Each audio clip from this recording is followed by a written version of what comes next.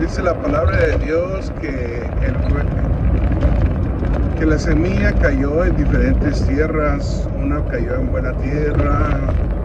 Cuando el sembrador salió a sembrar, en la parábola del sembrador, Jesús dijo que una parte de la semilla cayó en buena tierra, otra entre espinos, otra junto al camino y otra entre pedregales, espinos junto al camino y en buena tierra. Y empezó a dar la explicación acerca de la durabilidad de cada planta en cada terreno, en cada lugar, en cada sitio donde fue sembrada la semilla. La palabra de Dios es sembrada en los corazones de las personas. La tierra representa el mundo, el corazón de las personas, y pues, las personas representan precisamente la tierra. Y cuando habla que la palabra de Dios cayó en buena tierra, esa semilla es durable, es duradera, es una semilla que va a germinar, que va a tomar su tiempo de nutrirse, tiempo de extender sus raíces, tiempo de fortalecerse para poder crecer, desarrollarse, hasta llegar a ser una hortaliza o hasta llegar a ser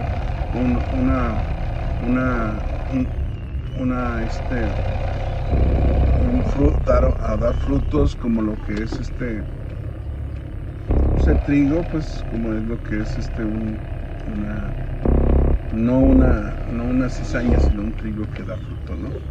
Entonces, pero esto Jesús lo simplifica de aquellas personas que reciben la palabra y que el enemigo, así como las aves del cielo, venían y comían a la que cayó en el camino, se comían la semilla y pues era infructuosa y no daba fruto y no crecía.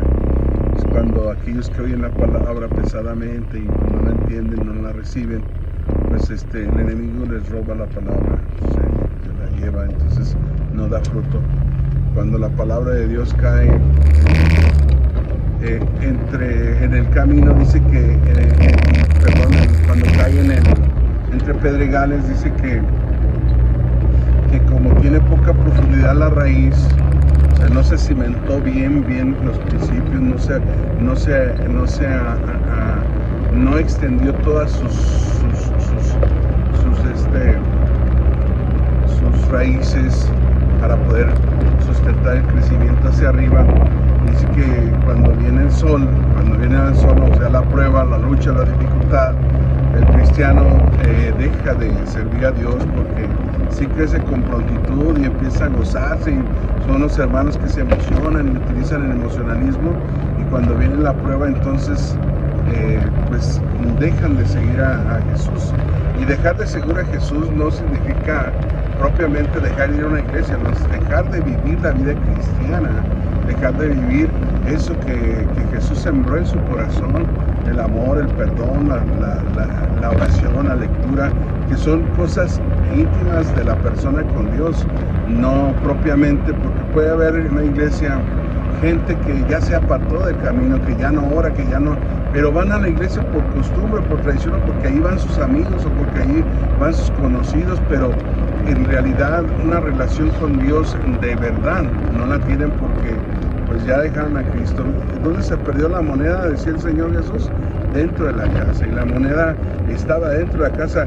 Muchas de las veces hay mucha gente perdida dentro de la iglesia, pero no se han dado cuenta, piensan que el ser salvo implica vivir una vida religiosa, pero no vivir una vida vivida en práctica, porque Jesús sí es el camino del reino, sí es vivir la palabra, es practicarla. Dice que aquel que oye estas palabras y las hace, le compararé a un hombre prudente que edificó su casa sobre la roca. O sea, la cuestión es hacerla, es vivir la palabra, vivir y ponerla en práctica.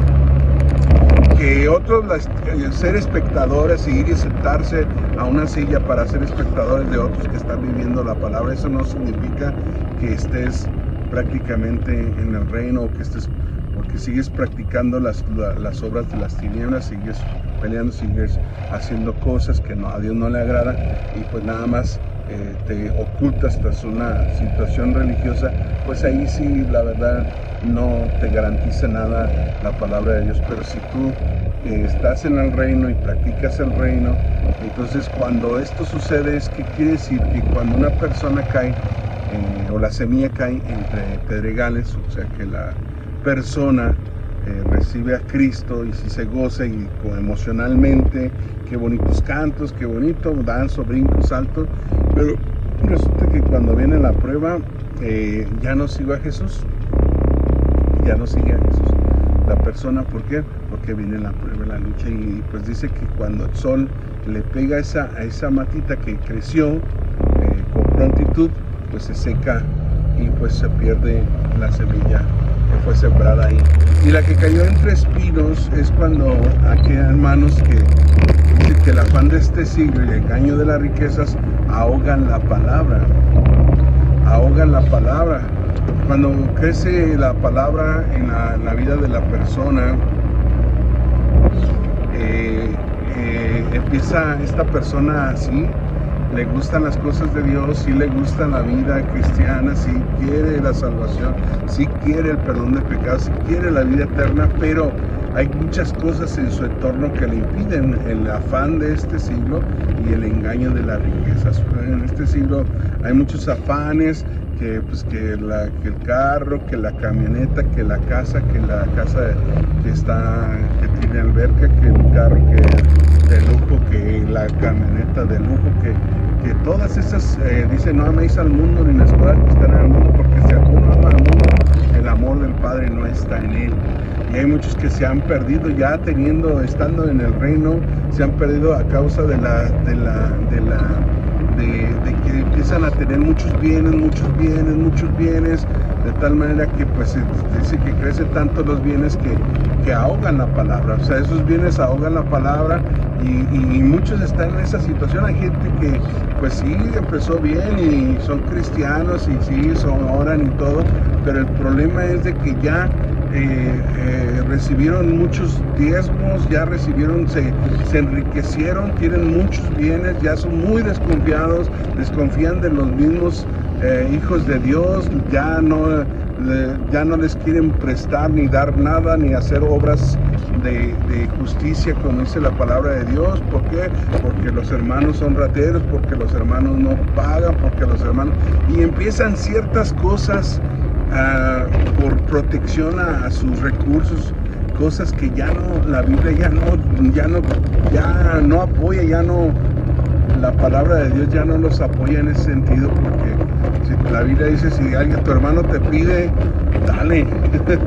Y entonces ya empiezan ya no a caminar en el camino de la eternidad, ya no a caminar como Jesús manda, sino como sus recursos y su poder económico les dicta, porque ya el control lo toma no Dios, sino el dinero, el amor al dinero. Dice que el amor al dinero es raíz de todos los males. Entonces dice que el afán de este siglo y el engaño de las riquezas, porque es un engaño, porque al final del día nada te vas a llevar. O como aquellos que ostentan cargos de obispos, de autoridades ya, pero prefieren enriquecer una institución a darle el salario a aquel hermano que está trabajando en la obra y que tiene hijos y que están enfermos y que necesita un sustento, pero le dice, a ver, dame todo lo que tienes, dame todo lo que recibiste de ofrendas y diezmos, y pues a ti toma nomás para que eches gas, y luego la comida de mis hijos, y luego la medicina, y luego todo. No, hermano, usted está sirviéndole a Dios. Usted le está sirviendo a Dios, Dios se encargará de usted, y mientras ellos agarran todo el dinero, ¿y qué pasa? Pues ya le robaron al obrero, le pusieron bozal, al güey que trilla, le pusieron bozal. ¿Por qué? Por amor al dinero. ¿Por qué? Porque no pueden, no son capaces prefieren robarle al obrero,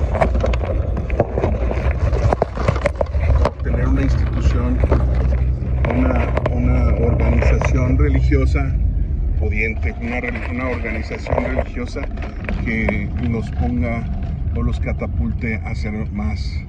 Pero resulta que el obrero es digno de su salario y pues ellos prefieren enriquecer a una institución a darle el sustento a un siervo de Dios. ¿Por qué? Y si le dan el sustento, sí le ponen muchas condiciones, pero aparte de que le ponen condiciones, le dan lo que ellos quieren, no le dan lo que debe de ser. Y aparte lo limitan tanto. Entonces por eso dice la Biblia, y haya alimento en mi casa, o sea, haya abundancia, dice, pruébenme ahora en esto, si no abriré las ventanas de los cielos y derramaré bendición sobre vosotros hasta que sobreabunde. O sea, ahí estaba diciendo prácticamente que abunde, porque Jesucristo no vino a, Dios no es miserable, Dios le da, dice que el que predica el evangelio, que viva el evangelio. Entonces si aquel siervo de Dios, aquella sierva de Dios que predican, que no tienen otra fuente de ingreso y los crucifican de esa manera, pues le están robando precisamente a Dios, porque Dios también está en medio de ellos. Entonces por quitarles a ellos, pues los dejan a ellos en la calle prácticamente, por ellos figurar como unos buenos administradores. Y ahí es donde entra también la ambición y las espinos que ahogan la palabra. ¿Por qué? Por sus intereses, porque tienen intereses de otra naturaleza que Dios no ha querido que tengan.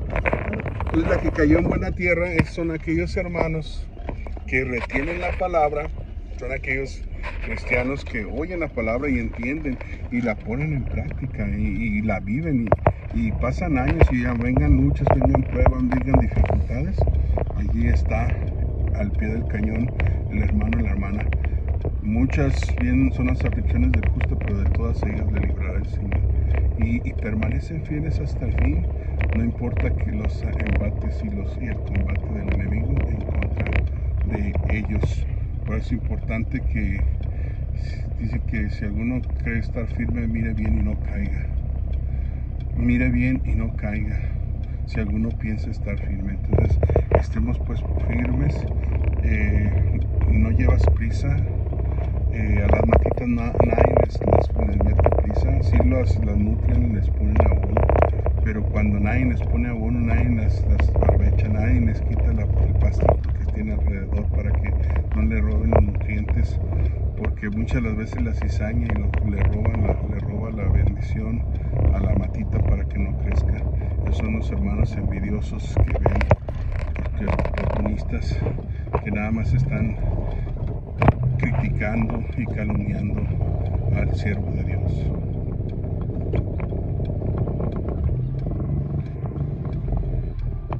Por eso es importante que veamos que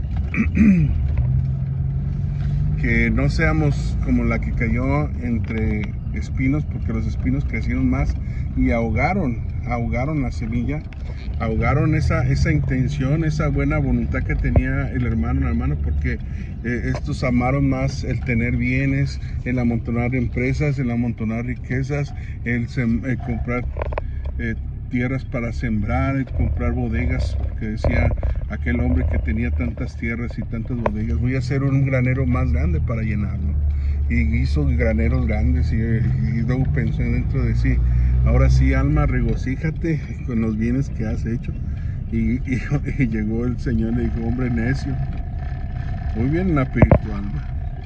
¿Y de qué te sirvió todo eso que hiciste? Entonces por eso la Biblia nos habla, dice, de que es un engaño, el engaño de la riqueza, eso es un engaño, no es algo que sea verídico o firme. Dice que la bendición de Dios dice que es la que enriquece y no añade aflicción con ella.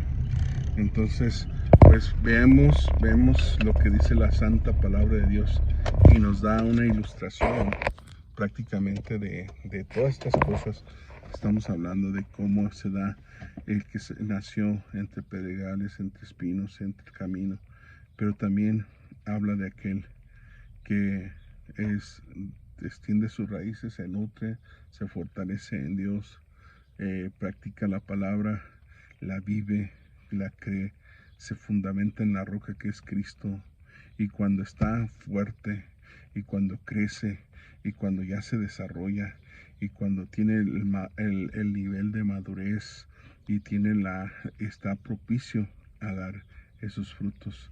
Y obviamente la palabra de Dios habla de frutos que son visibles en la vida del cristiano: amor, gozo, paz, paciencia, benignidad, bondad, templanza, mansedumbre. Todas estas cosas que son frutos del Espíritu Santo giran en torno a un cristiano que tiene sus raíces, y que cayó en buena tierra, y que en tarde que temprano da fruto a 100, a 60 y a 30 por uno. Entonces tarde que temprano esa buena vibra, esa buena fe, esa buena práctica, dice que el Señor añade a la iglesia los que han de ser salvos. Muchos han pensado y han dicho, no, pues yo ya me gané tantas almas, yo ya soy padre espiritual de cientos de gentes, de cientos de personas, y están envanecidos y ya sienten que hablan solamente por el Espíritu Santo. Ya cuando hablan contigo se sienten tan ungidos que te dicen, no, yo no hablo yo, sino que el Espíritu Santo es el que habla. Bueno, bueno, pues eso, de toda palabra ociosa que hablen los hombres darán cuenta en aquel día. Pero cuando Jesús le dijo a aquellos hombres, les dijo así, les reprochó y les dijo, nunca os conocí, hacedores de mi Señor, en tu nombre hicimos milagros, en tu nombre hicimos tantas señales, sí, pero nunca los conocí, dice el Señor, apartados de mí, hacedores de maldad. Porque sí, ante la sociedad, ante la gente, se manifiestan de una forma, pero en su vida personal, con los suyos, con su casa, con su familia, no somos lo que aparentamos. Entonces, lo primordial es su alma de uno. Ya cuando uno tiene su alma y practica las cosas de Dios, también está quien gira en torno a ti, tu propia familia, y tu propia familia también va a recibir la salvación. Y luego dice, la misma Biblia dice, primero en Jerusalén, en Judea, en Samaria, y hasta lo último de la tierra. No podemos ser lumbrera de la calle y oscuridad de la casa. Tenemos que ser lumbrera, luz, como dice, vosotros sois la luz del mundo. Ustedes una luz no se esconde debajo de una luz, sino se pone sobre el candelero y alumbra la casa. Entonces ahí se alumbra nuestra luz delante de los hombres, y también nuestra luz delante de nuestros seres queridos, delante de nuestra familia, delante de nuestros hijos, delante de nuestros cónyuges. Porque de qué sirve a la mujer que vaya y predique y diga y enseñe y ore por gente que tiene divorcios, por gente que tiene problemas, y luego llegue y recale con sus hijos, o recale con su esposo, en su relación marital, y asimismo el hombre cuando recala contra la mujer o contra los hijos? Entonces todos los problemas los viene a sembrar en su casa, los problemas ajenos. Por eso es importante que el ayuno y la oración, y estar cubiertos con la sangre de Cristo. Y si vamos a asesorar, que sea Dios quien ponga palabra en nuestra boca, no nosotros. Porque la lucha del cristiano es permanecer. Y si piensa alguno estar firme, mire bien y no caiga. Dios le bendiga y Dios le guarde.